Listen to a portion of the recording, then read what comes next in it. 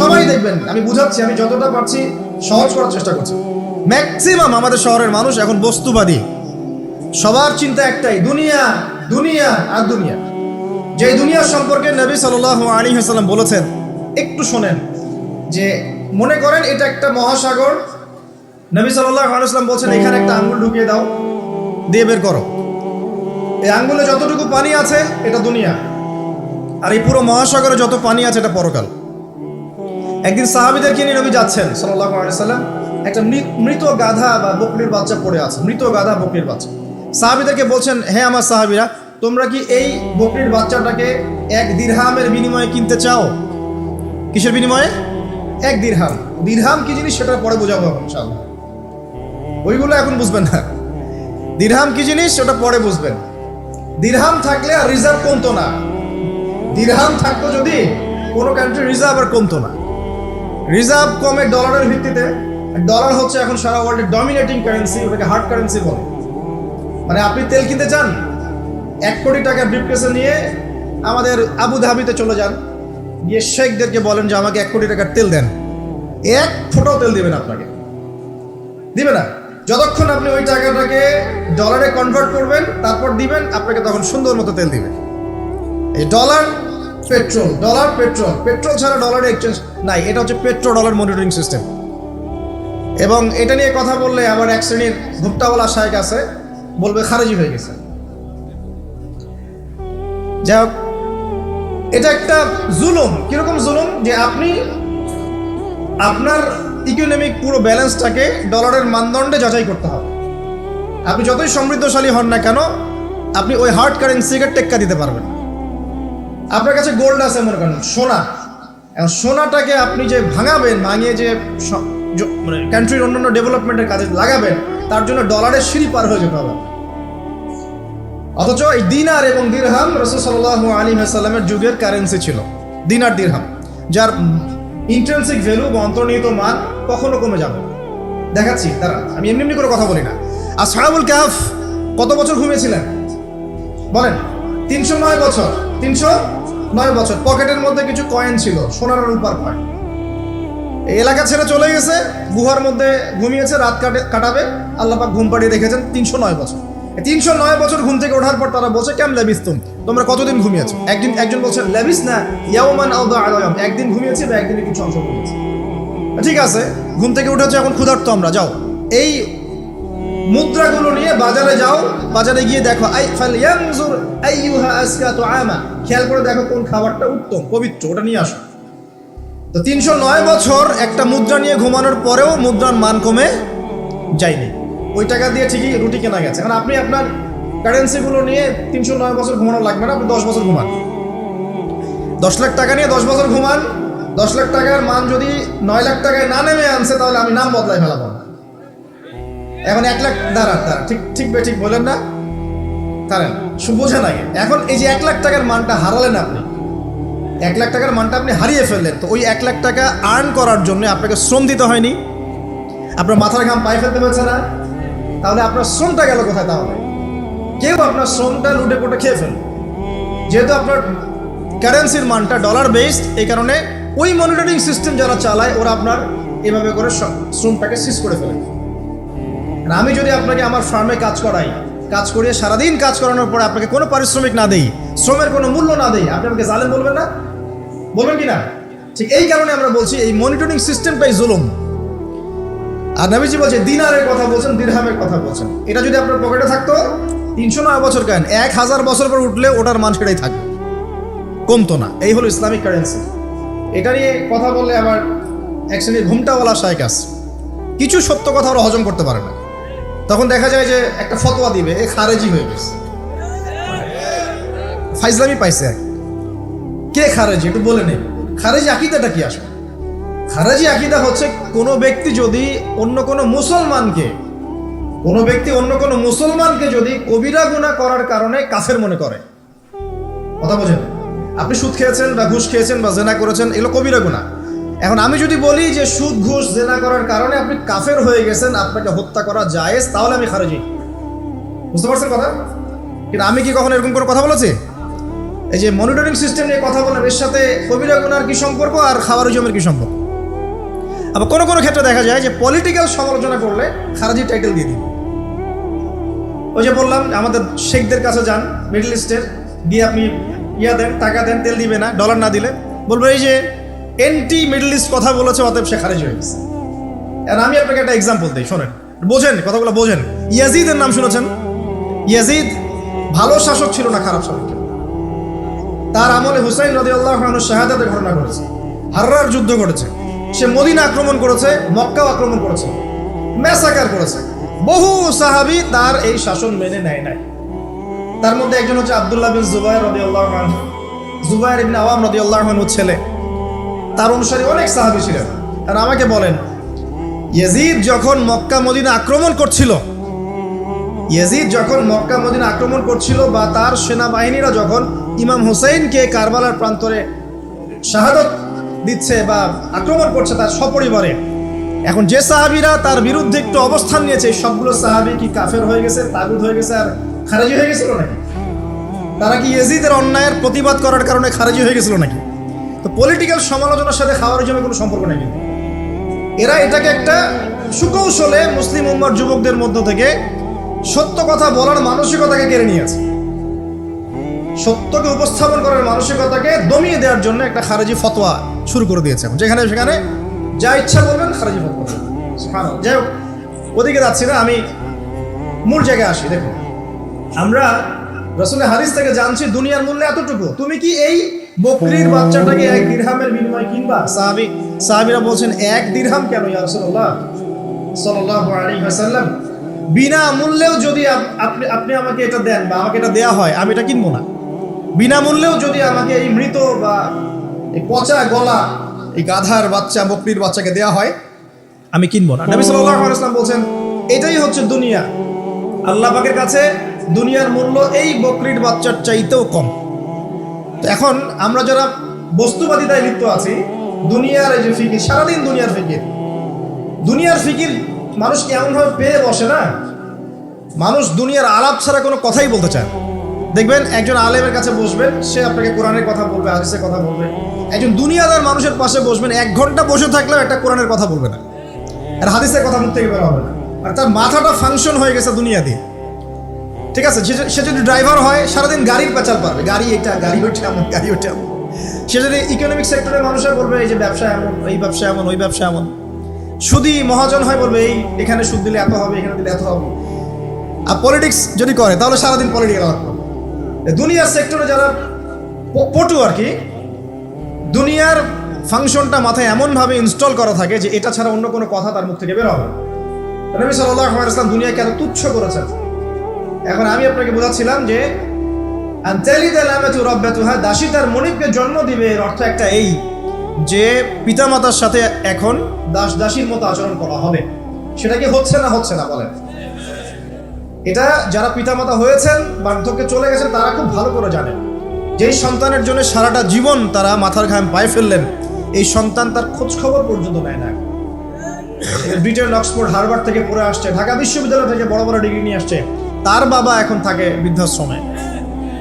জাহাঙ্গীরনগর ইউনিভার্সিটির একজন প্রফেসর, তিনি বৃদ্ধাশ্রমে আছেন। একটা ভিডিও দেখলাম তার, তিনি বলছেন যে আমি আমার পরিবারের জন্য কি না করেছি, আজকে আমি এত বড় প্রফেসর হওয়ার পরে আমার শেষ জীবনটা এখানে কাটছে। মাঝে মাঝে এগুলো দেখলে মনে হয়, মনটা চায় যে আমরাও কিছু বৃদ্ধাশ্রম করি, যাদেরকে আল্লাহ পাক তৌফিক দিয়েছেন আপনারা করবেন।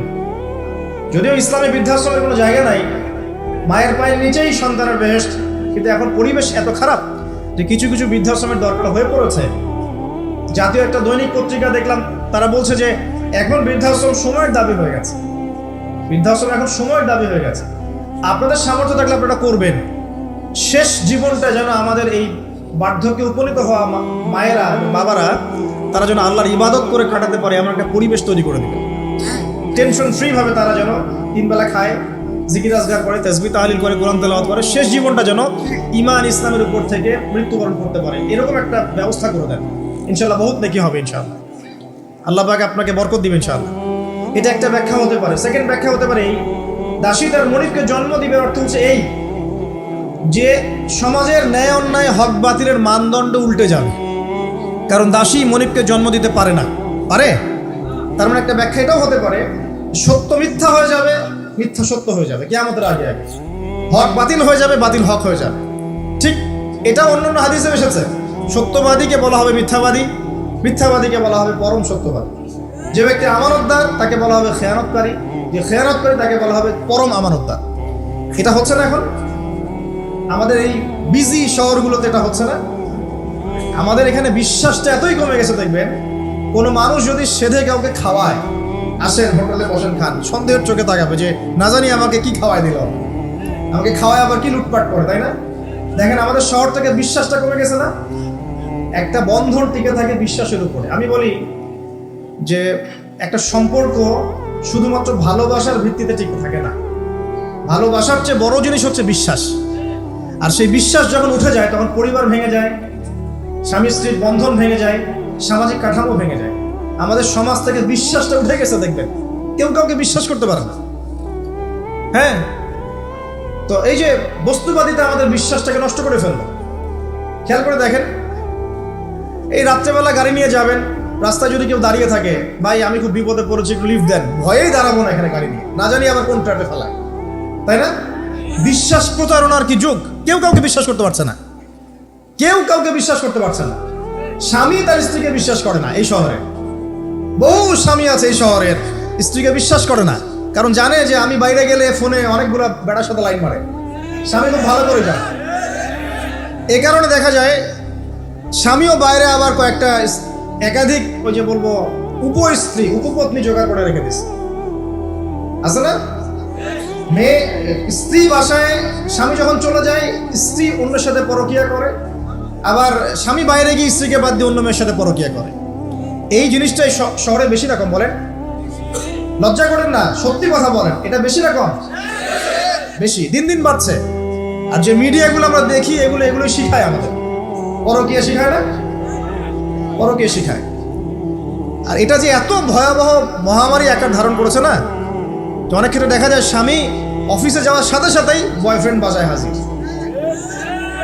এই যে বাক্সে বাক্সে বন্দি জীবন বললাম, বাক্সে বাক্সে বন্দি ফ্ল্যাটের ভিতরে তো ঢুকলে আর বোঝা যায় না ভিতরে কি হচ্ছে। কত ফ্ল্যাটে যে জেনা হয় এখন এই শহরে, আল্লাহ ভালো জানে। এই ফ্ল্যাটের প্রত্যেকটা ইঞ্চি ইঞ্চি মাটি আল্লাহর কাছে সাক্ষী দিবে। যেখানে যে মাটিতে বসে অবিবাহিত যুবক যুবতী জেনা করেছে আর বিবাহিত যুবক যুবতীরা এবং এই স্বামী স্ত্রী জেনা করেছে, এর ইঞ্চি ইঞ্চি মাটি আল্লাহর কাছে কথা বলবে। এর ইঞ্চি ইঞ্চি মাটি আল্লাহর সামনে কথা বলবে। ইয়াউমা ইযিন তুহাদ্দিসু আখবারাহা, সেদিন তুহাদ্দিসু আখবারাহা, জমিন তার খবর বলবে আল্লাহর কাছে। জমিনের কোথায় কোন পাপ হয়েছে সব বলে দিবে। এই জমিনে এখানে দাঁড়িয়ে জেনা করেছে, ওইখানে দাঁড়িয়ে মদ খেয়েছে, ওইখানে কাউকে খুন করেছে, জমিন বলে দিবে। একটা কথা এখানে মাঝখানে বলে দেই, যারা অবিবাহিত যুবক যুবতী আছো, এই লেকচার তোমরা যারা শুনছো, তোমাদের মধ্যে কেউ যদি জেনা করে থাকো, অবিবাহিতর কথা বলছি, তোমাদের কাঁধের মধ্যে এখন 100 বেত্রাঘাতের শাস্তি ঝুলে আছে। সূরা নূরের 1 থেকে 3 নম্বর আয়াত পড়ে দেখবে, অবিবাহিত যুবক যুবতী যদি জেনা করে তাদের শাস্তি হচ্ছে 100 বেত্রাঘাত, তাও জনসমক্ষে, এবং এক বছরের জন্য নির্বাসন। এই বিধানগুলো যদি পৃথিবীর কোনো দেশেও না থাকে, আসমানে আছে। মরার সাথে সাথেই এই বিধান কার্যকর হবে ইনশাআল্লাহ। বাঁচার বুদ্ধি কি? একটাই উপায় আছে। এই লেকচার কানে চলে গেছে, অনতিবিলম্বে ওযু করবে। ওযু করে খালেস ভাবে রাতের শেষ রাতে জায়নামাজ বিছাবে। জায়নামাজ বিছিয়ে আল্লাহর সামনে দাঁড়িয়ে 2 রাকাত নামাজ পড়বে। পরে নিজের পাপের কথা স্মরণ করে চোখ দিয়ে দরদর করে পানি ফেলে দিবে। আল্লাহকে সেজদায় গিয়ে বলবে, আল্লাহ আমি জেনা করেছি, আমাকে মাফ করে দাও। আল্লাহ আমার এই পাপের কথা কেউ জানে না, তুমি যেন মাফ করে দাও। এই মাফ নেওয়ার পরে আবার ওই যার সাথে করেছেন ওর সাথে আবার লিঙ্ক আপ করার চেষ্টা করেন না। আসো আমরা জেনা করেছিলাম, আসো বিয়ে করে নেই, এটা সলিউশন না। জেনা করেছেন, আগে তওবা করে ফিরে আসতে হবে, তারপরে পুরো জীবন ইসলামিক লাইফ লিড করতে হবে। আল্লাহ যদি দেখেন যে হ্যাঁ আপনি ঠিকঠাক তওবা করে আল্লাহর পথে চলছেন, আল্লাহ তখন আপনাকে নেককার স্ত্রী দিবে ইনশাআল্লাহ। এই একমাত্র রাস্তা যুবকদের জন্য এবং যুবতীদের জন্যও। যুবকরা না হলে পার পেয়ে যেতে পারে, কারণ ছেলে মানুষের ইজ্জত তো সহজে যায় না, গোপন হয়ে গেছে, কেউ জানে না, আল্লাহ মাফ করে দিয়েছেন, সে হয়তো পার পেয়ে গেল। কিন্তু এই যে মেয়ে, তুমি যে 8-10টা ছেলের সাথে জেনা করেছো, তোমার ইজ্জতের কি হবে? তোমার যে সতীত্ব তুমি নষ্ট করেছো। তুমি তো বিয়ের পর কোনো ঘরে গেলে সে হাজবেন্ডও বুঝতে পারবে তুমি আর সতী স্বাধীন হও। তখন তোমার কি হবে? তখন তোমার কি হবে? আল্লাহর কাছে ক্ষমা চান, ইস্তেগফার করেন। জেনার ফলশ্রুতিতে সমাজে মহামারী নেমে আসে। জেনা, পরকীয়া, অশ্লীলতার কারণে সমাজে এমন সব রোগ ব্যাধির উদ্ভব হয় যেগুলো কখনো ছিল না। এই শহরটা জেনার শহর, আমাদের এই ঢাকা শহর জেনার শহর। আপনাকে এটা বোঝার জন্য আমার লেকচার না শুনে আপনি পেপার পত্রিকা ঘাটেন, অনলাইন সার্চ করেন, দেখবেন এই শহরে আনাচে কানাচে জেনা হয় এবং ওপেন জেনা হয়। মানুষ জেনাকে হালাল মনে করে। এই শহরের যুবক যুবতী যারা একে অপরের সাথে বয়ফ্রেন্ড গার্লফ্রেন্ড কালচারে লিপ্ত আছে, এটাকে তারা হালাল মনে করে, কেউ হারামও মনে করে না। কত বড় সাহস দেখায়। আর রাস্তা দিয়ে আমরা হেঁটে গেলেও বয়ফ্রেন্ড গার্লফ্রেন্ড এসে আমাদেরকে সালাম দেয়, হুজুর আমাদের জন্য একটু দোয়া করেন। তো প্রত্যেকটা পার্কে পার্কে যাবেন, এই যে আপনাদের রেস্টুরেন্টগুলোতে যাবেন, দর্শনীয় যে স্পটগুলো সেখানে যাবেন, দেধার সে জেনা হচ্ছে, জেনা আর জেনা। আমি এই যুগের কথাই বলছি। নবী সাল্লাল্লাহু আলাইহি ওয়াসাল্লাম বলছেন, আমাদের নবী বলছেন, আমার উম্মতের একটা অংশ, সবাই না, আমার উম্মতের একটা অংশ অবশ্যই জেনাকে হালাল করে নিবে, অবশ্যই মদকে হালাল করে নিবে, মদ পান করবে কিন্তু মদের নাম অন্য দিবে, এবং তারা গান বাজনা বাদ্যযন্ত্র নর্তকীদেরকে হালাল মনে করে নিবে। নবী সাল্লাল্লাহু আলাইহি ওয়াসাল্লাম বলেছেন, যখন সমাজে এরকম পাপ বাড়ে তখন সমাজে এমন সব রোগ ব্যাধি আসে যা আগে কখনো ছিল না। এবং এদের ব্যাপারে নবীজি বলেছেন, একদিন সকালবেলা আল্লাহ পাক এদেরকে বানর এবং শুয়োর বানিয়ে দিবেন। কিয়ামতের আগে এই ঘটনাও ঘটবে, বিকৃত হবে। ভূমিধস, ভূমিকম্প, ভূমিধস এবং আকৃতির বিকৃতি, এগুলো আযাব আসবে আল্লাহর পক্ষ থেকে। এই জেনা, এই ব্যভিচার, এই পরকীয়া, নোংরামি, অশ্লীলতার কারণে ঘরে ঘরে এগুলা বয়ফ্রেন্ড গার্লফ্রেন্ড কালচার। কেউ মনে করে না জেনা এগুলা হারাম। কেউ মনে করে না যে আমার এই যে সহপাঠী আমার গায়রে মাহরাম। এই গায়রে মাহরাম শব্দটাই নাই। কাজিন, চাচাতো বোন, মামাতো বোন, খালাতো বোন, এই যে কাজিন, এরা জেনা করছে। কি দেখা বাকি রেখেছে এই যুগে আমরা?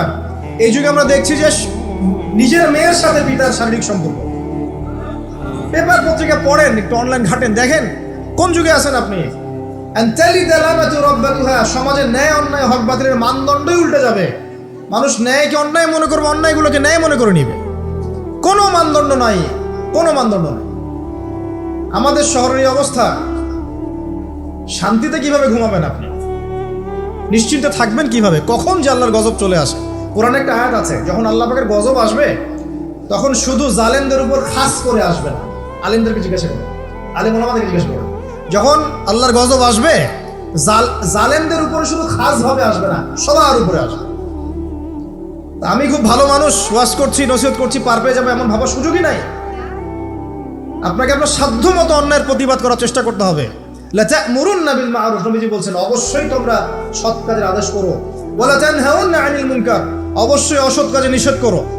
আও লা ইউশিকান্নাল্লাহু আন ইয়াবআসা আলাইকুম ইকাবাম মিন, অন্যথায় আমি আশঙ্কা করি তোমাদের উপর আল্লাহর পক্ষ থেকে বিশাল গজব আসবে। সুম্মা তাদউনাহু, এরপর তোমরা সবাই আল্লাহর কাছে দোয়া করবে, আল্লাহ গজব সরিয়ে দাও। লা ইউস্তাজাবু দুআকুম, তোমাদের দোয়া কবুল করা হবে। নবী সাল্লাল্লাহু আলাইহি ওয়াসাল্লাম বলেন, মান রাআ মিনকুম মুনকারান, তোমাদের মধ্যে যে কেউ হুএভার হি ইজ, যে কেউ যদি কোনো মুনকার, নোংরা গর্হিত কোনো কাজ দেখে, তাহলে যেন ফাল ইউগাইয়ির বিয়াদিহি, তার সামর্থ্য থাকলে হাত দিয়ে যেন ঠেকায়। সামর্থ্য থাকলে হাত দিয়ে যেন ঠেকায়। যাদেরকে আল্লাহ পাক হাত দিয়ে ঠেকানোর ক্ষমতা দিয়েছেন তাদেরকে আল্লাহ জিজ্ঞাসাবাদ করবে, কেন ঠেকালে না? জেনার লাইসেন্স দিলে কেন? মদের লাইসেন্স দিচ্ছে কেন? ঠেকালে না কেন? তুমি অন্যায় কাজকে ঠেকালে না কেন? যদি তুমি না পারো, ইল্লাম ইয়াস্তাতি, যদি সে না পারে, তাহলে ফাল ইউগাইয়ির বিলিসানি, তাহলে যেন মুখ দিয়ে সেটা প্রতিবাদ করে। এই যে মুখ দিয়ে প্রতিবাদ করার ক্ষমতা আলেম ওলামার আছে, যাদের হাতের ক্ষমতা নেই, মুখের ক্ষমতা আছে। সেটাও যদি না পারো, ইল্লাম ইয়াস্তাতি, সেটাতেও যদি সে সক্ষম না হয়, ফাবিকলবিহি, তাহলে যেন অন্তর দিয়ে ঘৃণাটা পর্যন্ত করো। বিযালিকা আদআফুল ঈমান, এটা হচ্ছে ঈমানের সবচেয়ে নিকৃষ্ট একটা অবস্থা, সর্বনিম্ন অবস্থা। এর নিচে ঈমানের কোনো অবস্থাই নাই। তার মানে অন্যায় দেখে আমাদের যাদের মনে কোনো ফিলিংসই কাজ করছে না, তার মানে আমাদের ঈমান নাই। আসলে সহজ কথা, ঈমানের সেই তেজ নাই আমাদের মধ্যে। আসুন, একটা ব্যাখ্যা এটাও হতে পারে, সমাজে ন্যায় অন্যায় হক বাতিলের মানদণ্ড উল্টে যাবে। একটা জায়গায় যাচ্ছি, তার আগে একটা কথা বলতে ভুলে গেছি। এখন বিবাহিত যারা আছে, এই যে দেবর আর ভাবি, এই যে শালি আর দুলা ভাই, মধুর সম্পর্ক না এগুলা? মধুর সম্পর্ক দেখা যায়।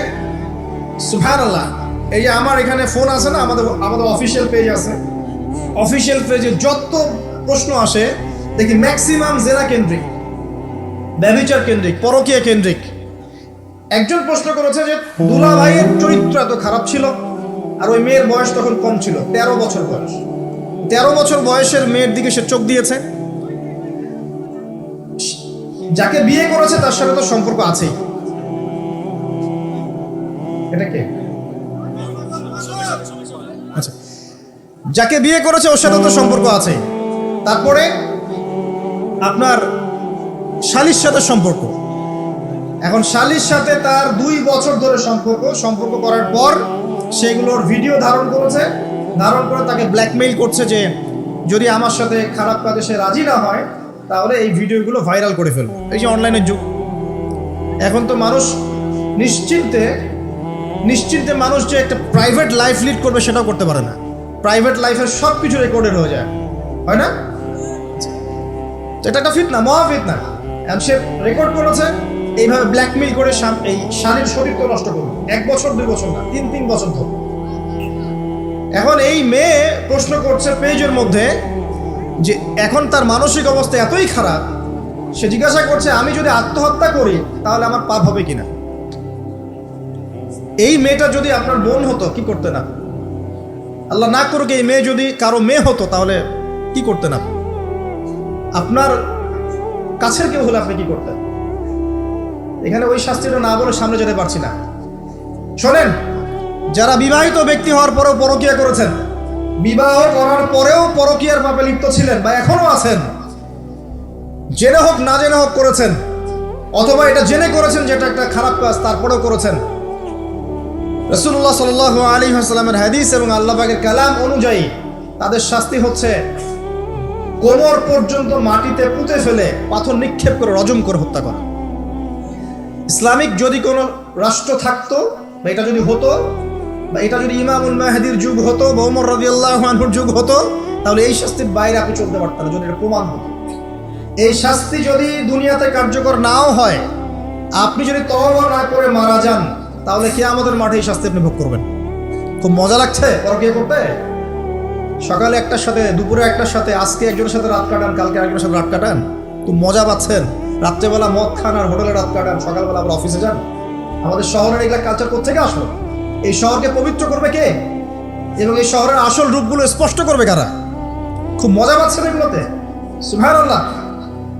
একটা বিষয় বুঝাই, ইসলামে কেসাস আছে, কেসাস। মনে করেন আমাকে কেউ হত্যা করেছে, আপনি তাকে হত্যা করতে পারেন।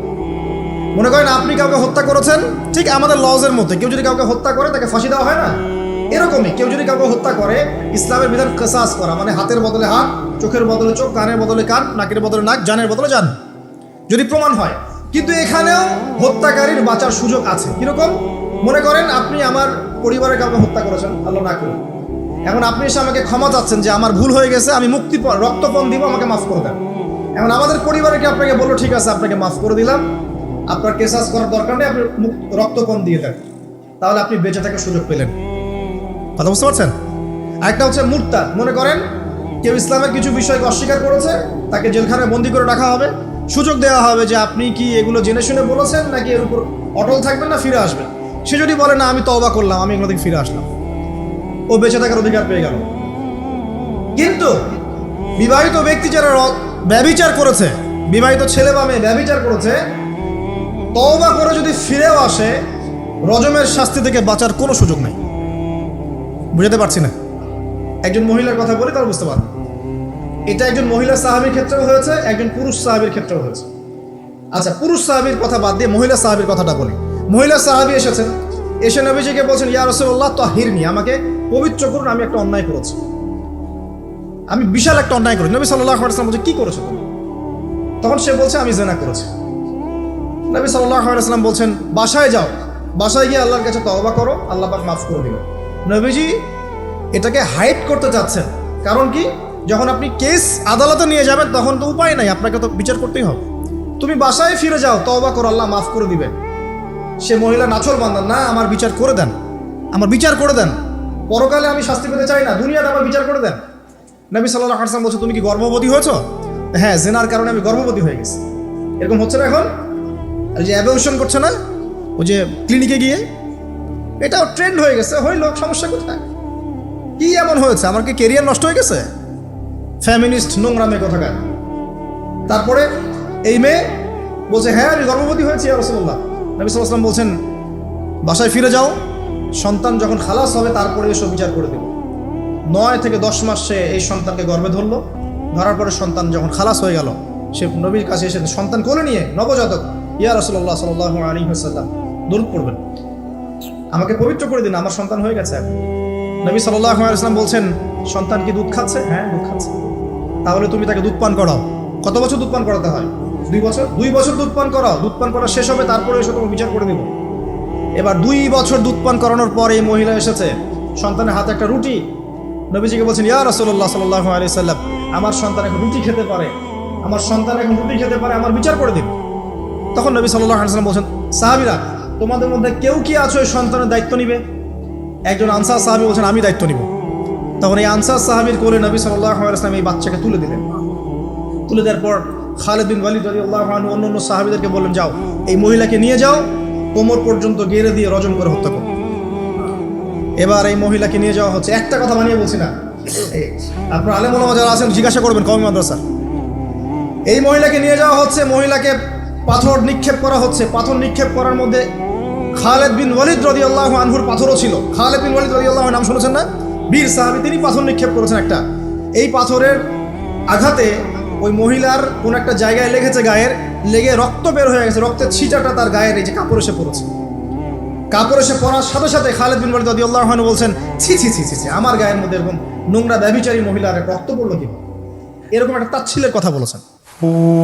তখন নবী সাল্লাল্লাহু আলাইহি ওয়াসাল্লাম বলছেন হে খালিদ তুমি থামো, হে খালিদ তুমি চুপ করো। তুমি জানো এই মহিলা এই 2 বছরে 3 বছরে এত তওবা করেছে আল্লাহর কাছে, এই সমস্ত তওবা যদি মদিনাবাসীর মধ্যে বন্টন করে দেওয়া হয় তবুও কম হয়ে যাবে। আর আমি এখন দেখছি মহিলা জান্নাতে সাঁতার কাটছে। আমি বুঝাতে পারছি না আপনাকে প্রিয় বোন, প্রিয় ভাই, যারা বিবাহিত হয়ে ব্যভিচার করছেন, জিনা করছেন, তিনি তওবা করেছিলেন, তওবা করেছেন, আল্লাহ পাক মাফও করে দিয়েছেন, জান্নাতে চলে গেছেন, কিন্তু পৃথিবীতে তার শাস্তি কায়েম করা হয়েছে। বিবাহিত ব্যক্তি ব্যভিচার করে ফেললে তার পৃথিবীতে বেঁচে থাকার অধিকার সে হারিয়ে ফেলে। আর এই পাপটাকে আমাদের সমাজে এত সহজ বানিয়ে দেওয়া হয়েছে, যে যার সাথে ইচ্ছা পরকীয়া করতে পারে। মেয়েও করছে, ভাবিও করছে, শালিও করে, দুলাভাইও করে, সবাই আমরা পরকীয়া করতে যাচ্ছি। পরকীয়ার সয়লাভ বন্ধ করতে হবে, পরিবারে পর্দা কায়েম করতে হবে, অপসংস্কৃতি ঠেকিয়ে দেন, এগুলা চ্যানেলগুলো বন্ধ করে ফেলেন বাসাতে। ইসলামিক সমাজ কায়েম না করতে পারলে আমাদের মা বোনরা সব নষ্ট হয়ে যাবে দিন দিন। আর পরিবারের ইজ্জত যখন চলে যায় কোনো কিছুর বিনিময়টাকে ফিরে পাওয়া যাবে না। কেন পরকীয়া করতে গেছেন? আল্লাহ আপনার যদি এতই চাহিদা থাকে আরেকটা বিয়ে করেন না কেন? বিয়ে করতে সাহস কুলায় না নাকি? বিয়ে করলে যে স্ত্রীকে নিয়ে সূর্যের আলোতে ঘুরতে হয়, ওই জন্য ইঁদুরের মতো রাতের বেলা অন্ধকারে আপনি থাকতে চান, সিংহের মতো সকালবেলা সূর্যের আলোতে স্নান করতে পারেন, কথা বুঝতে পারেন না? বিয়ে করলে স্ত্রীকে নিয়ে পুরুষের মতো সুপুরুষের মতো সূর্যের আলোকে আপনি হাঁটবেন রাস্তায়, কাউকে ভয় করবেন? আপনার মতো কোনো ভয় কাজ করবে না। আর এখন আপনি ইঁদুরের মতো রাতের অন্ধকারে রাত কাটান অন্য মেয়ের ঘরে গিয়ে। এই শহরের এই মহামারীগুলো বন্ধ করতে হবে। আমি এই শহরের একজন শুভাকাঙ্ক্ষী বাসিন্দা, আমি এখানকার, আমি আমার চোখ দিয়ে যা দেখছি এটা দেখার পর চুপ থাকতে পারি না।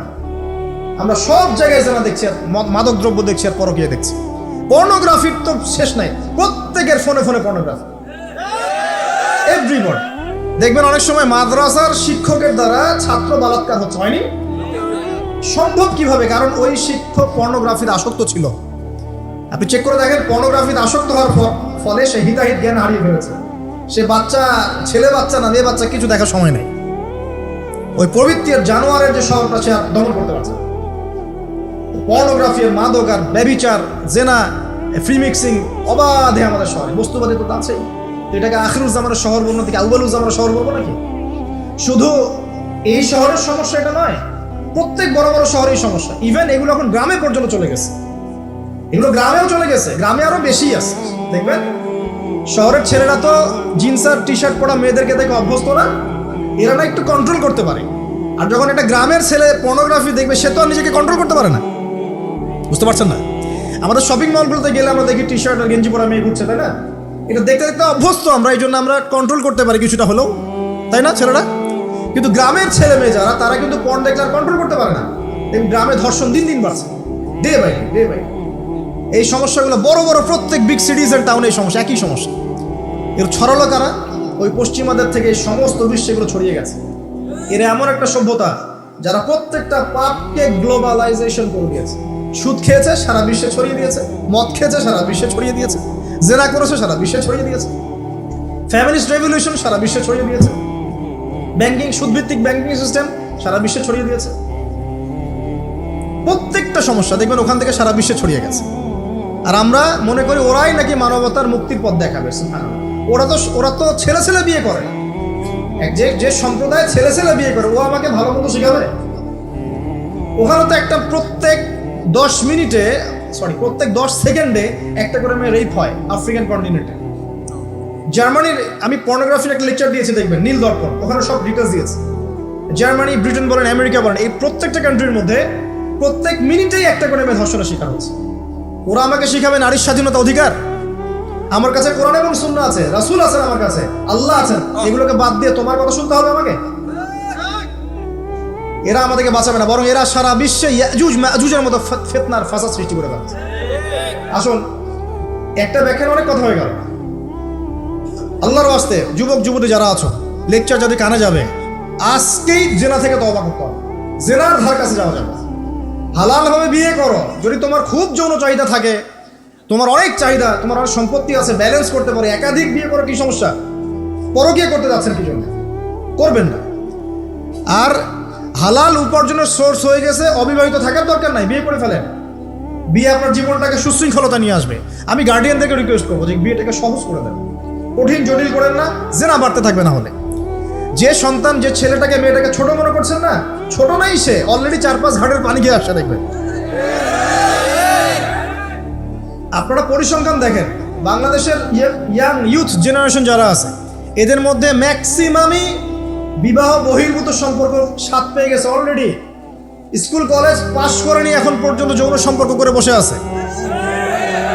আর ছোট ছোট মেয়েগুলোকে ছোট মনে হয়, বদের হাড্ডি সবগুলো। সব জায়গায় দেখবেন এরা বেশি বদের হাড্ডি। কেন বলছি জানেন? এরা ছেলেদেরকে সিডিউস করে। ভালো মেয়ে কোথায় খুঁজে পাবেন এখন? খুব রেয়ার, খুবই ডিফিকাল্ট। বিয়েটাকে সহজ করেন, জেনাটাকে বন্ধ করেন, পরকীয়ার রাস্তা বন্ধ করেন। এগুলোর শাস্তি দুনিয়াতে না পেলে পরকালে পেতে হবে। কিন্তু রাসূলুল্লাহ সাল্লাল্লাহু আলাইহি ওয়াসাল্লাম মেরাজের রাতে গিয়ে দেখে এসেছেন যে একটা চুলা দেখেছেন, তন্দুর চুলার মতো। নিচের দিকটা ফাঁপা, উপরের দিকটা সরু, আগুন জ্বলছে দাউ দাউ করে, এক শ্রেণীর মানুষকে পোড়ানো হচ্ছে। আগুন যখন ফ্লো বাড়ছে, মানুষ উপরে আসছে, ফ্লো কমছে, নিচে নামছে, এভাবে।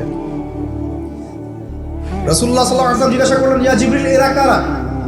জিবরাইল আলাইহিস সালাম বলছে, এরা আপনার উম্মতের সেই সব ব্যক্তি যারা জেনার পাপে লিপ্ত ছিল, এবং তাদের এই আযাব থেকে এত দুর্গন্ধ বের হচ্ছে কল্পনা করতে পারবেন না। আরেক শ্রেণীর লোককে দেখেছেন, সামনে এই যে ভালো গোশত, পাশে খারাপ পচা গোশত, বসে বসে পচা গোশত খাচ্ছে, ভালো গোশত খাচ্ছে না। শাস্তি হচ্ছে কবরে, বারজাখের জগতে। নবী জিজ্ঞাসা করছেন, এরা কারা? জিবরাইল আলাইহিস সালাম বলছে, এরা হচ্ছে আপনার উম্মতের সেই সব ব্যক্তি যাদের ঘরে পবিত্র স্বামী ছিল, পবিত্র স্ত্রী ছিল, তাদের সাথে সন্তুষ্ট না থেকে তারা পরকীয়া করেছে। আল্লাহ পাক আমাদের শহরটাকে হেফাজত করবেন। এখানে একটাই সলিউশন, ইসলামিক অনুশাসন, আদারওয়াইজ অন্য কোনো সলিউশন নাই। কতক্ষণ ভালো থাকবেন আপনি? চতুর্দিক থেকে আপনাকে জেনায় উদ্যুক্ত করা হচ্ছে। আপনি অনলাইনে ঢোকেন, এই যে ফোনটা নেন, ফেসবুকে ঢোকেন, ইউটিউবে ঢোকেন, খালি জেনা আর জেনা। মানে জেনাটাকে এমনভাবে দেখানো হয় যে কি যে মজার একটা বিষয়, কি যে মজা একটা। অথচ জানেন, জেনার মধ্যে যার্রা পরিমাণ কোনো সুখ নাই। আপনি হালালভাবে বিয়ে করেন, আপনি যে সুখটা পাবেন, আপনি শত শত জেনা করলে সেই সুখ পাবেন। এটাকে দেখানো হয়, এই যে পর্নোগ্রাফি যা দেখায়, সবই ভুয়ার বানোয়ার। এটা টোটালি বানোয়ার জিনিস। শুটিং আছে না, শুটিং, ওই যে নায়ক নায়িকা নাচানাচি করে, শুট করে না, ঠিক সেম ভাবে এটাকে শুট করা। এগুলো শুটিং, জাস্ট, আর কিছু না। তো কেন ছড়িয়ে দেওয়া হলো? কারণ মুসলিমদের ঈমান, তাদের তাকওয়া, তাদের কলবের যে নূর, এটাকে নষ্ট করার জন্য। আর মুসলিম যুবকরা যদি ইসলামের আলোয় উদ্ভাসিত হয়, তাদেরকে ঠেকানো এত সহজ নয়। তাদের দ্বারা ইনশাআল্লাহ দেশ, জাতি এবং উম্মার খেদমত হবে। এই কারণে তারা সুকৌশল এটা করেছে। আসেন, অনেক লম্বা না করে আমি ফিনিশিংয়ের দিকে টানছি এখন। এদিক থেকে দ্বিতীয় ব্যাখ্যা এটা হতে পারে যে সমাজে ন্যায় অন্যায় হক বাতিলের মানদণ্ডই কি হবে, উল্টে যাবে। উল্টে গেছে কিনা? মানুষ এখন মিথ্যাবাদীকে সত্যবাদী মনে করে কিনা? এবং ওয়ার্ল্ডের যত বড় বড় মিথ্যা নিউজগুলো হয় সবাই এগুলোকে সত্য মনে করে না, আর সত্য নিউজগুলোকে মানুষ মিথ্যা মনে করে। আমানতদার একটা ব্যক্তি বলে যে চরম খেয়ানতকারী ব্যক্তি বলে আমানতদার। যার চরিত্র দেখবেন সবচেয়ে খারাপ, ওকে বলছে একেবারে কি চরিত্র, মহান চরিত্র অধিকারী। আর সবচেয়ে উন্নত চরিত্র অধিকারী নবী সাল্লাল্লাহু আলাইহি ওয়াসাল্লামকে মানুষ গালি দেয়, তাই না? তো দেখেন মানদণ্ড উল্টে গেছে। আরেকটা ব্যাখ্যা বলছি এই হাদিসের শব্দটার, আনতালি দালামাতু রাব্বাতুহা। হ্যাঁ, সত্যি সত্যি দাসী মনিবকে জন্ম দিতে পারে, এটা বোঝার জন্য এই যুগটাই সবচেয়ে উৎকৃষ্ট। কিভাবে জন্ম দিতে পারে দেখুন, একটু মনোযোগ দেন। ফ্যামিনিস্ট রেভলিউশনের কারণে বহু মেয়ে বাইরের সভ্যতা, যারা এইসব কান্ট্রিতে না, বাইরের কান্ট্রিগুলোতে বাচ্চা কাচ্চা নেওয়ার সময় পায় না। ফ্যামিলিস্ট রেভলিউশনের কারণে বহু মেয়ে বাচ্চা কাচ্চা নেওয়ার সময় পায় না। বাচ্চা নিবে কিভাবে? এখন সন্তান তো দরকার। তখন কি করে, মধ্যবিত্ত নিম্ন মধ্যবিত্ত কান্ট্রিগুলো থেকে কিছু মেয়েকে হায়ার করা হয়। তাদের যে গর্ভটা, এটাকে হায়ার করা হয় যে তোমার গর্ভে আমার স্পার্ম ইনজেক্ট করা হবে এবং 9 মাস সেখানে সন্তানটা হবে, তারপর সন্তান জন্ম দিয়ে তুমি তোমার অনারিয়াম নিয়ে চলে যাবে। মনে করেন, বুঝাচ্ছি, মনে করেন আমেরিকার একটা কাপল, ওদের তো মেয়েদের বাচ্চা কাচ্চা নেওয়ার সময় নাই, তো প্রোগ্রেস এগিয়ে যাওয়া, ইজ্জত থাকে না, 10-15 বছরের মধ্যেই সারা জীবন এভাবেই তারা চলে। 10টা-20টা জেনা হয়, এগুলো কোনো বিষয় না। ডিভোর্স তো সকালে বিয়ে হলে বিকেলে ডিভোর্স হয়, বাচ্চা কাচ্চা নেওয়ার ফুরসত নাই। এখন আমেরিকান এক মেয়ে ধরেন, এক ছেলে ধরেন একটা শ্রীলঙ্কার কোনো মেয়ের গর্ভ ভাড়া করেছে। এখন গর্ভের সন্তান হলো, সন্তান জন্ম দেওয়ার পরে এই সন্তানটা নিয়ে তাকে তার অনারিয়াম দেওয়া হচ্ছে $10,000-20,000 নিয়ে সে বাচ্চাটা দিয়ে দিল। এই যে বাচ্চাটা যে হলো, এই বাচ্চাটা হচ্ছে মনিবের, আর এই মেয়েটা হচ্ছে এখানে দাসী। এই যে দাসী তার মনিবকে জন্ম দিল কি দিল না? বুঝতে পারছেন না কথা মনে হয়? এই ব্যাখ্যাটা আজকে থেকে 30-40 বছর আগেও করা যেত না, এখন 30-40 বছরের মধ্যেই ব্যাখ্যাটা করা যায়। ইসলাম এভাবেই চিরপ্রাচীন, চির নতুন, চির আধুনিক। কথা বুঝতে পারছেন? অতএব এটা একটা আলামত নবীজি বলেছেন যে দাসী তার মনিবকে জন্ম দিবে। আরেকটা আলামত বলেছেন, এটা ব্যাখ্যা করে আমি শেষ করছি। দেখুন কোন হাদিসের কথা বলছি। ওই যে ব্যক্তি আসলো সাদা কাপড় পরে, 4টা প্রশ্ন করলো, তার মধ্যে শেষ প্রশ্ন হচ্ছে কিয়ামত কবে হবে? নবীজি বলছেন আমি তো জানি না, কারণ এক্স্যাক্টলি কোন ডেটা হবে আমরা কেউ জানি না। প্রশ্নকারী উত্তরদাতার জ্ঞান সমান। আলামত বলে দেন, প্রথম আলামত বলেন এটা। সেকেন্ড আলামত কি বলছেন, খুব ভালো করে শুন। দ্বিতীয় আলামত বলছেন ওয়ান তারাল, যখন তুমি দেখবে ওয়ান তারাল হুফাতাল উরাতাল আলাতা রিয়াশাই ইয়াতাতাওয়ালুনা ফিল বুনিয়ান, এরকম 5টা শব্দ। যখন তুমি দেখবে সমাজের সবচেয়ে নিম্ন শ্রেণীর, বিনা কাপড়ের, বিনা জুতার, মানে কাপড় কেনার টাকা নাই, জুতা পরার টাকা নাই, নগ্ন পদের, নগ্ন দেখে, রিয়াশাই মানে হচ্ছে রাখাল শ্রেণীর মানুষ। এই শ্রেণীর মানুষরা যখন ইয়াতাতাওয়ালুনা ফিল বুনিয়ান, উঁচু উঁচু অট্টালিকা নির্মাণের প্রতিযোগিতা করবে, তখন তুমি কিয়ামতের অপেক্ষা করতে থাকো। জীবনের শেষের দিকের হাদিসে মাত্র 2টা আলামত, তার মধ্যে ওই একটা ব্যাখ্যা করলাম, আর এই যে একটা। এখন আপনি বলেন, বিগত 200 বছর আগের বিশ্বের দিকে তাকিয়ে দেখবেন, বড় বড় শহরগুলোতে উঁচু উঁচু বিল্ডিং নির্মাণের প্রতিযোগিতা ছিল কিনা? ছিল কিনা? এই ব্রিটিশ পিরিয়ডেও কি ছিল কিনা? পাকিস্তান পিরিয়ডেও ছিল কিনা? লাস্ট 50-100 বছর আপনি দেখবেন যে উঁচু উঁচু বিল্ডিং নির্মাণের একটা প্রতিযোগিতা চলছে, কে কার চেয়ে উঁচু করতে পারে। ঠিক এই যুগের কথাই নবীজি বলেছেন, এই যুগ যখন চোখের সামনে দেখতে পারবে, ফ্যান্টাজির সা, কিয়ামতের অপেক্ষা করো। যখন আমরা উপর থেকে ল্যান্ড করি শহরে, আমরা দেখি যে ইয়াতাতাওয়ালুনা ফিল বুনিয়ান, এই উঁচু উঁচু অট্টালিকা নির্মাণের প্রতিযোগিতা চলছে, বাক্সে বাক্সে বন্দি জীবনে। তো কিভাবে সম্ভব? প্রশ্ন এখন একটা আপনার কাছে আমার, কিভাবে সম্ভব? সমাজের সবচেয়ে নিম্ন শ্রেণীর মানুষ, রাখাল শ্রেণীর মানুষ, গায়ে কাপড় নাই, স্যান্ডেল নাই, কিভাবে পড়বে সে? উত্তর দেন না, কিভাবে সম্ভব? উত্তর দুটো। এক, সুদের মধ্য দিয়ে সম্ভব। সুদের মধ্য দিয়ে সম্ভব সবচেয়ে দরিদ্র মানুষের বিল্ডিং নির্মাণের প্রতিযোগিতা সম্ভব। সেকেন্ডটা হচ্ছে অন্যের সম্পদ আত্মসাৎ এবং করাপশন, এর মধ্য দিয়ে সম্ভব এটা করা। এবং এই জিনিসগুলোও শেষ জামানার আলামত। শেষ জামানার সুদ র্যাপিডলি বাড়তে থাকবে। একটা ব্যক্তি খুঁজে পাওয়া যাবে না মনে হয় যার গায়ে সুদের ছিটাফোঁটা গিয়ে লাগবে না। এই যে আমি বসে আছি, মনে করছেন আমি সুদ খাই না, বা আপনি খাচ্ছেন না? আপনি না খেলেও, প্রত্যক্ষভাবে না খেলেও পরোক্ষভাবে ঠিকই খাচ্ছেন। না খেলেও আপনার গায়ে সুদের ছিটা ফোটা গিয়ে লাগছেই। এমন কোনো কান্ট্রি পৃথিবীতে নাই যেটা টোটালি সুদমুক্ত হতে পারবে এখন। IMF এর আন্ডারে আর ওয়ার্ল্ড ব্যাংকের আন্ডারে কোনো কান্ট্রি পারবে না। আপনি যাই নিতে যান চড়া সুদের লোন দিতে হবে, আর এই লোন আমাদের পকেট থেকে শোধ করতে হবে। অতএব প্রত্যক্ষভাবে না খেলেও পরোক্ষভাবে আপনি খাচ্ছেন। হয় খাচ্ছেন, না হয় দিচ্ছেন, না হলে সাক্ষী থাকছেন, না হলে লিখে রাখছেন, কিছু একটা করছেন। এটা সেই জামানা। আর কি? করাপশন, অন্যের সম্পদ আত্মসাতের এই যে একটা প্রতিযোগিতা চলছে আমাদের অন্যায়ভাবে, এর মধ্য দিয়ে সম্ভব এই নিচু শ্রেণীর মানুষের অট্টালিকা নির্মাণের প্রতিযোগিতা। প্রিয় ভাইয়েরা, রাত অনেক গভীর হয়েছে, আর দীর্ঘ লম্বা করছি না, একটু কনক্লুশনের দিকে আসি, একটু মনোযোগ দেন। দেখুন, আলামাতুস সাআ নিয়ে পড়াশোনা করুন, পাশাপাশি কোরআন হাদিস পড়বেন অবশ্যই, এর পাশাপাশি ইকোনমিক্স পড়েন, ওয়ার্ল্ড অ্যাফেয়ার্স বোঝেন, হিস্ট্রি পড়েন। এগুলোকে কম্বাইন্ড করে আপনি দেখবেন যে আপনার বাহ্যিক চোখ অভ্যন্তরীণ চোখ খুলে যাবে ইনশাআল্লাহ। আপনি বুঝতে পারবেন যে এখনকার সময় আর 100 বছর আগের সময় সেম না। এখন বহু কিছু দেখা যাচ্ছে যেগুলো আগে দেখা যেত না। আর আমরা আমাদের শহরটাকে যদি বাঁচাতে চাই, তাহলে আমাদের এই জেনার মহামারী থেকে বের হতে হবে, মাদকের মহামারী থেকে বের হতে হবে, সুদের মহামারী থেকে বের হতে হবে, অবিশ্বাস প্রতারণার এই যুগ থেকে বের হতে হবে, ব্যভিচারের যুগ থেকে বের হতে হবে। আমাদের পারিবারিক মূল্যবোধগুলো ঠিক করতে হবে, সবাইকে কোরআন সুন্নাহর জ্ঞানে জ্ঞানী হওয়ার চেষ্টা করতে হবে। বস্তুবাদিতা, দুনিয়ার মোহ থেকে আগে বের হতে হবে, দুনিয়ার মোহ থেকে বের হতে হবে। দুনিয়ার মোহটা থেকে বের হলেই সব ঠিক হয়ে যাবে ইনশাআল্লাহ। কবর, পরকাল, আখেরাত এগুলো চিন্তা ফিকির সবসময় থাকলেই বের হতে পারবেন ইনশাআল্লাহ। শিয়ানা ধার্মিক হওয়ার দরকার নাই।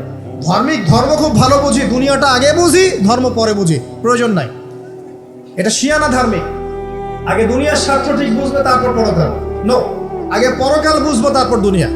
যে কাজে পরকালীন স্বার্থ নাই আমি নাই, যে কাজে পরকালীন স্বার্থ আছে আমরা আছি ইনশাআল্লাহ। প্রত্যেক মুসলিম যুবক যুবতী, তরুণ তরুণী এবং আমাদের শ্রদ্ধেয় বড়রা যারা আছেন, সকলের প্রতি একটা আমার প্রাণ ভরা একটা নসিহাত যে আমাদের সবাইকে আগে জ্ঞান অর্জন করতে হবে, চর্চা বাড়াতে হবে, পাশাপাশি আধ্যাত্মিকত্ব অর্জন করতে হবে। ইহসান দরকার, ইমানের আলো দরকার, ইসলামের পরিপূর্ণতা দরকার, আংশিক না, পরিপূর্ণ ইসলাম দরকার। উদখুলু ফিস-সিলমি কাফা, পরিপূর্ণ রূপে। নৈতিকতার অবক্ষয় হয়েছে, এটাকে ঠিক করতে হবে। আমাদের যুবক সমাজকে মাদকের মহামারী থেকে বের করতে হবে, ওদের জন্য রিজিকের সোর্সগুলো বাড়াতে হবে। উদ্যোক্তা হয়ে যান, পড়াশোনা করে উদ্যোক্তা হয়ে যান, ব্যবসা করেন, ব্যবসায় অগ্রগামী হন, প্রয়োজনে কৃষিভিত্তিক অর্থনীতিতে যান, উদ্যোক্তা হয়ে যান। উপার্জনের সোর্স হয়ে গেছে, বিয়ে করে ফেলেন, পারিবারিক আদর্শ ঠিক করেন। পরিবারে চাল ডাল নাই, পরিবারে পর্দা যেন থাকে। পরিবারে চাল ডাল নাই, পরিবারে পর্দা থাকতে হবে। পরিবারে খাবারের সংকট আছে, থাক, পরিবারে নামাজ থাকতে হবে, তালিম থাকবে, কোরআন থাকবে, সন্তানদেরকে ইসলামিকভাবে প্রতিপালন করতে হবে। শেষ জামানার আলামতগুলো যখন দেখা যাচ্ছে, এখন আর আয়েশ করে বসে থাকার কোনো সুযোগ নাই। সর্বপ্রথম নসিহত, পড়াশোনা করুন, বস্তুবাদিতা থেকে বেরিয়ে আসুন, ম্যাটেরিয়ালিজম থেকে বেরিয়ে আসুন, পরকালের বান্দা হয়ে যাবে। পরকাল ঠিক আছে, তারপর দুনিয়া ঠিক করেন। অল্পতে সন্তুষ্ট থাকার চেষ্টা করেন, এত বেশি প্রয়োজন নয় আমাদের। দুনিয়ার জীবনে এসেছি একটা পানির মতো, হাতের মধ্যে লেগে থাকা পানি, আর পরকালটা পুরো মহাসমুদ্র। মৃত গাধার মতো দাম নয় আল্লাহর কাছে দুনিয়ার। অতএব এত বেশি ফোকাস করার দরকার নেই, ব্যাস সন্তুষ্ট থাকেন। মা বোনদেরকে পর্দা রাখার চেষ্টা করেন, আপনার মেয়ের দিকে খেয়াল রাখেন, মেয়ের দিকে খেয়াল রাখেন। 8 বছর 9 বছর মেয়ে হয়ে গেছে, ওর দিকেও খেয়াল রাখতে হবে আপনাকে। প্রচুর বাচ্চাদের উপরে অ্যাবিউজিং বেড়েছে, বাচ্চাদের উপরে অ্যাবিউজিং প্রচুর বেড়ে গেছে। ছোট ছোট বাচ্চাদেরকে রেপ করা হচ্ছে এখন। বাসায় পর্দা খুব স্ট্রিক্টলি মেনটেন করতে হবে। এই বয়ফ্রেন্ড গার্লফ্রেন্ড কালচার বাদ দেন, এই জেনার নামে বয়ফ্রেন্ড গার্লফ্রেন্ড কালচার বন্ধ করেন, ফ্রি মিক্সিং বন্ধ করেন। আপনার মেয়েকে পড়াতে চান, আপনি মেয়েদের স্কুলে দেন, মেয়েদের কলেজে দেন, মেয়েদের মাদ্রাসায় দেন। ফ্রি মিক্সিং আছে ওখানে দিয়েন না। আপনি চাকরি করতে যাচ্ছেন মেয়ে হয়ে, যেখানে মেয়েরা চাকরি করে সেখানে করেন। ছেলেদের সাথে ফ্রি মিক্সিংয়ে যায় না। যদি ইজ্জতের মূল্য থেকে থাকে তাহলে এগুলো করেন। আর না হলে ওই যে একটা স্বনামধন্য কলেজের নাম দেখলেন কয়েকদিন আগে, একটা সার্টিফিকেট অর্জন করার জন্যে যদি আপনাকে অন্যের বিছানায় রাত কাটাতে হয়, ওই সার্টিফিকেটের মুখে থুতু দিই আমরা। কোনো প্রয়োজন আছে? ইজ্জত বিক্রি করে সার্টিফিকেট অর্জন করতে হবে? আর তোমরা একটা চাকরি পাওয়ার জন্যে অন্যায়ভাবে অন্যদেরকে হল থেকে বহিষ্কার করছো, পিটাচ্ছ, অকিস্টিক দিয়ে মারছো, এর ফল কি তোমাকে পরকালে ভোগ করতে হবে না? একটা চাকরির জন্য তুমি তোমার গায়রতকে বিসর্জন দিয়ে দিলা, অনেস্টিকে বিসর্জন দিয়ে দিলা। রিজিকের মালিক কে? অতএব আল্লাহ রিজিক দিবে তোমাকে। অন্যায়ের সাথে আপোষ করে চাকরি পেতে যাও না। অন্যায় কাজ করে অন্যায়ের পথে থেকে অন্যের পরে যারা আছে ওদেরকে সন্তুষ্ট করে চাকরির আশা করো না, ওই চাকরিতেও কোনো বরকত থাকবে না। নিজের যোগ্যতায় নিজের পরিচয় সৃষ্টি কর, নিজের পরিচয় নিজের যোগ্যতায় সৃষ্টি করো, ইনশাআল্লাহ আল্লাহ পাক তোমাকে বেহিসাব রিজিক দিবে ইনশাআল্লাহ। প্রিয় মুসলিম ভাই ও বোনেরা, আমরা এমন একটা যুগে বাস করছি, এই যুগটা আগের মতো নয়। পরিবারে ফিতনা দেখবেন, সমাজে ফিতনা দেখবেন, ধর্মে ফিতনা দেখবেন, সব জায়গায় ফিতনা দেখবেন। আপনাকে যে ফিতনাগুলো রিকগনাইজ করতে হবে, চিন্তা হবে, চেনার জন্য জ্ঞান লাগবে, আল্লাহর নূর লাগবে, আমল বাড়াতে হবে, বেশি বেশি সুন্নাহ লাগবে, নবী সাল্লাল্লাহু আলাইহি ওয়াসাল্লামের সুন্নাহর উপর থাকতে হবে, পারিবারিক আদর্শ ঠিক করতে হবে, দাওয়াতের কাজ করতে হবে, আমর বিল মারুফ নাহি আনিল মুনকারের কাজ করতে হবে। এরপর ইনশাআল্লাহ দেখবেন আস্তে আস্তে মুসলিমদের কমিউনিটির মধ্যে এই যত সমস্যা আছে ইনশাআল্লাহ কেটে যাবে। আমরা জানি এই সমস্যাগুলো সাময়িক, পৃথিবী যেহেতু সাময়িক, পৃথিবীর সব কিছুই সাময়িক, পৃথিবী যেহেতু একটা সাময়িক জায়গা, এখানকার সব কিছুই সাময়িক। এখন যা চলছে পুরো বিশ্বে, এই অন্যায়, জুলুম, পাপাচার, বেহায়াপন, অশ্লীলতা কিছুই থাকবে না ইনশাআল্লাহ। আস্তে আস্তে মুসলিমরা এগিয়ে যাবে, নৈতিকতার উন্নয়ন হবে, মুসলিমদের জ্ঞান বাড়বে, ঐক্য হবে ইনশাআল্লাহ। অচিরেই দেখবেন হক আর বাতিলের মাঝে বিশাল যুদ্ধ, এটা বলে দিলাম, হক আর বাতিলের মধ্যে বিশাল রক্তক্ষয়ী সংঘর্ষ হবে। এবং সেখানে একজন ইহুদিও যদি পাথরের পিছনে লুকিয়ে থাকে, পাথর কথা বলবে, ইয়া মুসলিম, হে মুসলিম, ইন্না ওরা আল ইয়াহুদ তাআল ফাকতুলহু, আমার পিছনে একজন ইহুদি আছে, আসো হত্যা করে দাও। সব ইহুদি না, আবার যারা পশ্চিমাদের সাথে আতাত করে পুরো বিশ্বে ফিতনা ফাসাদ সৃষ্টি করছে, এদের কথা বলা হচ্ছে। কারণ জিউসদের মধ্যে ভালো মানুষও আছে যারা ইসলাম চেনে এবং ইসলামের পক্ষেই কথা বলে, এমনও মানুষ আছে, সবার কথা বলা হচ্ছে না। তো এরপরে ইনশাআল্লাহ তাআলা আল্লাহ রাব্বুল আলামিন ইমামুল মাহদি আর ঈসা ইবনে মারইয়ামের হাতে পুরো বিশ্বে শান্তি কায়েম করবেন ইনশাআল্লাহ। ওই সময় সামনে আছে। আমাদের প্রিপারেশন কি? আমাদের প্রিপারেশন হচ্ছে প্রথমত জ্ঞানের, আমলের, পারিবারিকভাবে, নৈতিকভাবে এবং মুসলিম উম্মার ঐক্যের ক্ষেত্রে দাওয়াতের মেহনতে। ইনশাআল্লাহ এগুলো বাড়তে থাকবে। আল্লাহ রাব্বুল আলামিন যাদেরকে কবুল করবেন সেই সময়ের জন্যে, তারা ইনশাআল্লাহ ওই বিজয় দেখে যাবে ইনশাআল্লাহ।